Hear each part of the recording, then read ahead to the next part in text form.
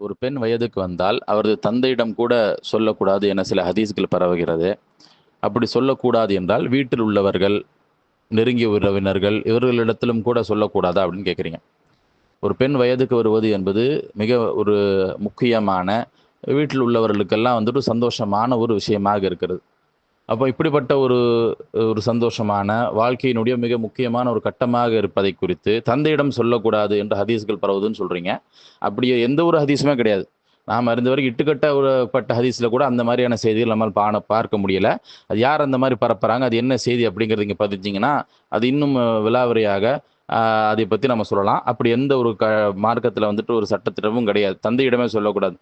அதாவது பெற்ற தாய் மட்டும் கிடையாது. தந்தையும் தான் ஒரு மகளை வளர்த்தெடுப்பதில மிக முக்கியமான பங்கை வகிக்கக்கூடியவரா இருக்கிறார். அப்ப அப்பாக்கே சொல்லக்கூடாது, அப்பாக்கே தெரியக்கூடாதுன்னா, இது வந்து ஒரு முட்டாள்தனமான விஷயமாக இருக்கிறது.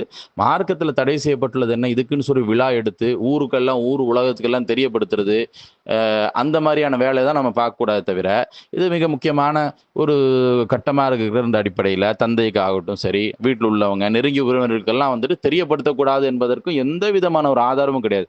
தாராளமாக தெரியப்படுத்தலாம். இது அதுக்கு அடுத்த பிறகு தானே நம்ம வந்து அந்த பெண்ணுக்கு வந்து மார்க்க ரீதியான சட்டதிட்டங்கள் அப்பதானே சொல்லி தர முடியும்.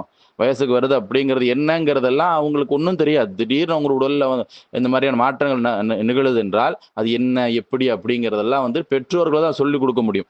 தாய் தான் என்ன செய்வாங்கன்னா, அது என்னது? எப்படி? அப்படிங்கிறதெல்லாம் சொல்லிக் குடுக்க முடியும். இதுக்கு மேல தான் அவங்க வந்து தங்களுடைய செயல்களுக்கு அவர்கள் அல்லாஹ்விடத்தில பொறுப்பாளியாக இருக்கிறாங்க.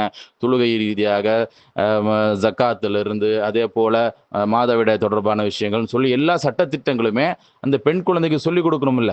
அப்போ தாய் மட்டுமே சொல்லிக் குடுக்கக்கூடியவங்களா இருக்க மாட்டாங்க. தந்தையும் கூட நெறைய விஷயங்கள் வந்துட்டு தங்களுடைய அந்த பெற்ற மகளுக்கு சொல்லிக் குடுக்கக்கூடிய நிலையில இருக்கிறாங்க. எனவே இது வந்து யாருக்குமே சொல்லக்கூடாது, மூடி மூடி மறைக்கணும் அப்படிங்கிறதுக்கெல்லாம் எந்த விதமான ஒரு ஆதாரமே கிடையாது. வீட்டுக்குள்ள நாம சொல்லிக் கொள்வது, நாம தெரியப்படுத்திக் கொள்வது, இதெல்லாம் வந்துட்டு தாராளமாக அனுமதிக்கப்பட்டது தான்.